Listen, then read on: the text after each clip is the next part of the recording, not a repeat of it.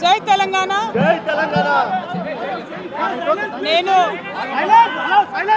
నా కొడుకు Aditya graduation ceremony పూర్తి చేసుకొని అమెరికా నుండి వచ్చే లోపల మరి ఏదో లేఖ లీక్ అయిందని చెప్పి గత 2-3 రోజులుగా చాలా హంగామా నడుస్తున్నట్టుగా తెలుస్తూ ఉన్నది.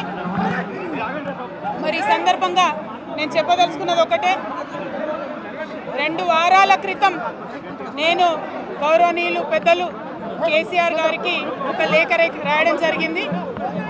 నేను ఈ విధంగా కేసీఆర్ గారికి ఇదివరకు కూడా నా ఒపీనియన్స్ ఎప్పుడున్నా కూడా లేఖ ద్వారా చెప్పడం జరిగింది. అయితే ఈసారి నేను మొన్ననే చెప్పున్నాను, కుట్రలు కుతంత్రాలు జరుగుతూ ఉన్నాయని. నేను చెప్పిన కొద్ది రోజుల్లోనే మరి నేను అంతర్గతంగా కేసీఆర్ గారికి రాసినటువంటి ఉత్తరం బహిర్గతం కావడం అన్నది, ఇది మరి ఏం జరుగుతుందో అన్నది పార్టీలో ఉన్నటువంటి మనందరం, తెలంగాణ ప్రజలందరూ కూడా ఆలోచించుకోవాల్సినటువంటి విషయం. నేను వేరే ఏం విషయాలు చెప్పలేదు. నేను కేవలం పార్టీలో ఉండేటటువంటి అన్ని స్థాయిలో ఉన్నటువంటి నాయకులందరూ అనుకుంటున్నటువంటి విషయాలు.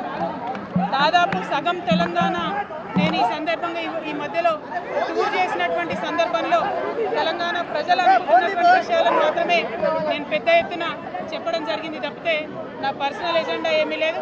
నాకు వ్యక్తిగతంగా ఎవరి మీద ద్వేషం లేదు, ఎవరి మీద ప్రేమ లేదు. కానీ నేను రాసినటువంటి లేఖ చాలా అంతర్గతంగా పార్టీలో మా నాయకుడికి రాసినటువంటిది. అటువంటిది బహిర్గతమైందంటే మరి దాని వెనుక ఉన్నది ఎవరు అన్నటువంటిది ఆలోచించుకోవాల్సినటువంటి సందర్భం. I have return to my father Shri KCR గారు feedback which I got from every stature of the leader from our party and from Telangana people broadly 2 weeks back. I have always written to my father at various stages. Whenever I needed to give him any feedback, I have always written to him. But this time it got out. I believe it is the handiwork of some of the cowards in the party, and the party should decide how to deal with them. I have not written anything negative against KCR garu or the party. To strengthen the party and to work for the people of Telangana. Feedback mechanism is necessary, and that is what I have done. Thank you. Jai Telangana.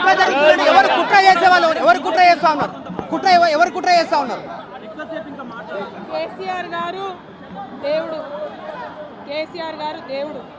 కానీ కేసీఆర్ గారి చుట్టుకొని దయ్యాలు ఉన్నాయి. వాళ్ళ వల్ల చాలా నష్టం జరుగుతున్నది. పార్టీలో ఉండేటటువంటి నాకు, నేను కేసీఆర్ గారి కూతుర్ని, అంతరంగికంగా నేను రాసినటువంటి లేఖనే బయటికి వచ్చిందంటే మరి ఇతర సామాన్యుల సంగతి, ఇతరుల పరిస్థితి ఏంటి పార్టీలో అనేది ఇవాళ చర్చ జరగాల్సినటువంటి అవసరం ఉన్నది. దానికోసమే ఇవాళ నేను మీతో మాట్లాడుతూ ఉన్నాను. రెగ్యులర్గా నేను ఇచ్చిన ఫీడ్బ్యాక్ అందులో స్పెషల్ ఏం లేదు. ఏ మీటింగ్ అయినా ఏదైనా కూడా నేను సార్కి ఇస్తానే ఉంటాను.